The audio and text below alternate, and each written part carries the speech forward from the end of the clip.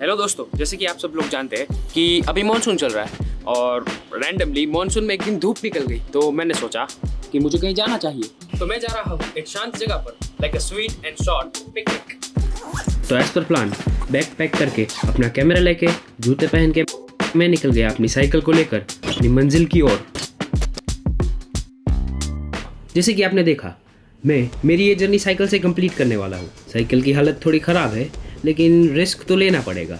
लेकिन साइकिल लेके कहीं जाने में मज़ा बहुत आता है और मुझे साइकिलिंग भी पसंद है। This journey will be exciting for me. इसी तरह अपनी साइकिल को लेके मैं बढ़ता गया आगे और निकल गया सिटी एरिया से थोड़ा बाहर। और फिर हाँ, मैं भी एक इंसान हूँ तो थकान तो मुझे भी लगती है, तो सोचा कि एक ब्रेक लिया जाए। बाहर निकलने के बाद मुझे दिखी अच्छी सी जगह, तो मैंने सोचा कि यहाँ मुझे रेस्ट लेना चाहिए, because my body wanted rest. 10 kilometre cycling मैंने कंप्लीट कर ली है और अब यहाँ से मुझे 3 किलोमीटर और आगे जाना है। मुझे नहीं पता था कि ये ब्रेक इतना अच्छा और पीसफुल होगा, क्योंकि वहाँ से मैं आगे गया तो मैं पहुँचा एक जगह पर जहाँ पर किसी भी तरह का शोर शराबा नहीं था। मुझे लगा कि I am disconnected from city area. लगा कि जैसे मैं सपनों वाली जगह पहुँच गया हूँ। एंड देन आई थॉट कि कोई जगह इतनी शांत कैसे हो सकती है। जिंदगी में इतनी शांति मिल जाए तो एक इंसान को और क्या चाहिए।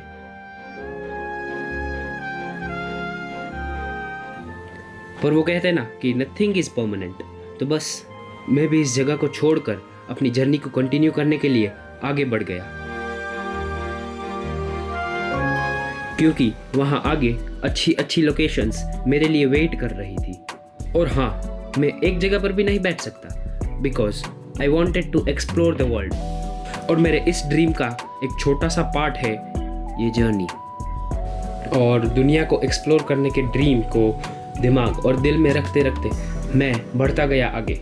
पर उस एक टर्न के बाद मानो मैं एक अलग ही दुनिया में पहुंच गया हूं, जिसे हम सब कहते हैं विलेज लाइफ। अब ये बात तो सही है कि विलेज की वाइब्स आर कम्प्लीटली डिफरेंट। यहाँ पे एंटर करते ही मुझे लगा कि मैं सिटी की लाइफ को पीछे छोड़ आया हूँ and I am now in different world. अब ये बात तो सही है कि विलेज की वाइब्स आर कम्प्लीटली डिफरेंट। यहाँ पे एंटर करते ही लगा कि मैं सिटी की लाइफ को पीछे छोड़ आया हूँ and now I am in a completely different world and I specially like the village life. जैसे कि अभी मानसून स्टार्ट ही हुआ था, तो कभी कभी मेरी फ्रेम में खेतों में लहराती हुई छोटी छोटी फसलें आ जाती थी, तो कभी कभी एनिमल्स मेरी फ्रेम को और ब्यूटीफुल बना देते थे। तो कभी अपने खेत में मेहनत करता हुआ किसान इस फ्रेम के थ्रू हमें अलग तरह की इंस्पिरेशन दे जाता है। बस यही कुछ रीजंस है कि मुझे विलेज लाइफ बहुत ज़्यादा पसंद है, because it is sweet and simple.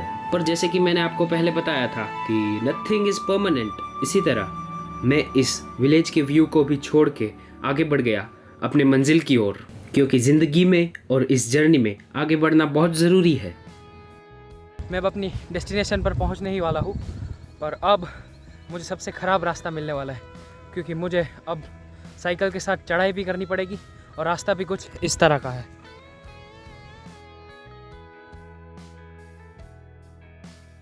तो दोस्तों, 14 किलोमीटर साइकिल चलाने के बाद मैं सिटी से बाहर निकल गया हूँ और पहुँच गया हूँ भिचरी टेम्पल के पास। और यहाँ पे अब सबसे बड़ा मेरे लिए चैलेंज है कि इंक्लाइन रोड पर मुझे साइकिल चढ़ानी है। अब मैं कैसे चढ़ाता हूँ मुझे भी नहीं पता, लेकिन मुझे उस पहाड़ी तक साइकिल को लेके जाना है। पहले मुझे लगा कि ये ढलान वाला रास्ता इतना भी मुश्किल नहीं होगा, मैं इसे साइकिल लेके चढ़ जाऊंगा। पर थोड़ी ही देर में आई रियलाइज्ड दैट रास्ता जो है बहुत ढलान वाला है, तो साइकिल चढ़ नहीं रही है आसानी से। मुझे लगता है मुझे साइकिल को लेके चल के चढ़ना पड़ेगा। यहाँ पर साइकिल को चढ़ाना बहुत मुश्किल था, क्योंकि साइकिल की और मेरी दोनों की हालत ख़राब होने लगी थी। पर मैंने हिम्मत नहीं हारी और धीरे धीरे बढ़ने लगा अपनी डेस्टिनेशन की ओर। अब यहाँ पे चढ़ते चढ़ते एक पॉइंट पे आई थॉट कि मुझे एक दिन के लिए तो ऐसे ही कहीं साइकिल लेके जाना चाहिए, क्योंकि मैंने फ्यूचर नहीं देखा। So I want to enjoy my life today. तो बस इसी सफ़र के मज़े उठाते उठाते मैं पहुँच गया अपनी मंजिल पर और पता भी नहीं चला।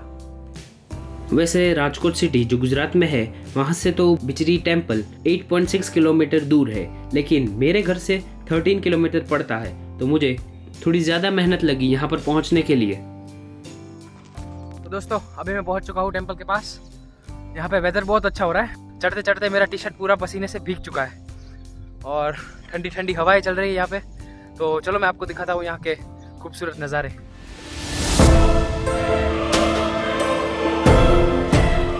लेकिन इस मंदिर को देखने के बाद, यहाँ के आसपास के नज़ारे देखने के बाद, एक अलग तरह की फीलिंग ने या फिर वाइब ने मुझे एकदम रिफ़्रेश कर दिया, जिससे मेरी 13 किलोमीटर साइकिल चलाने के बाद की थकान 1 मिनट में उतर गई।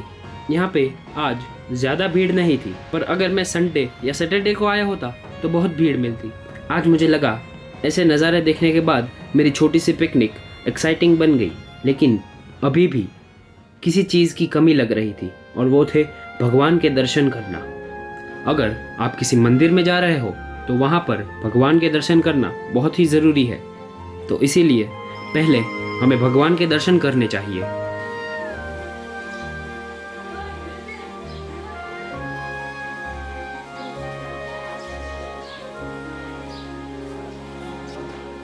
मेरा एक रूल है कि कहीं पे जा रहे हो तो उस जगह को अच्छे से देखना और समझना चाहिए। जैसे कि ये मंदिर जो कि छोटी सी पहाड़ी पर बना है, लेकिन कितना खूबसूरत है।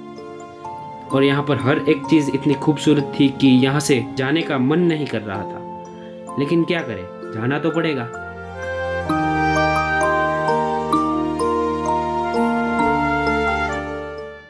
लेकिन मैं अभी यहाँ से नहीं जा रहा हूँ, क्योंकि अभी इन नज़ारों को देखते देखते मेरा मन नहीं भरा है। तो चलिए आप और मैं दोनों इन नज़ारों का आनंद उठाते हैं।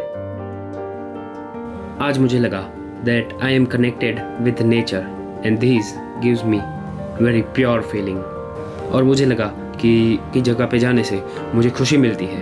पर आज मेरा यहाँ पे साइकिल लेके आना, छोटे छोटे चैलेंजेस को फेस करना और एक वीडियो बनाना, जबकि वीडियो बनाते टाइम मैंने एक चीज़ एक्सपीरियंस की है कि ट्रैवल करते करते वीडियो बनाना थोड़ा मुश्किल काम है। बिकॉज़ हर एक फ्रेम में, हर एक शॉट में आपको पूरा डेडिकेशन चाहिए।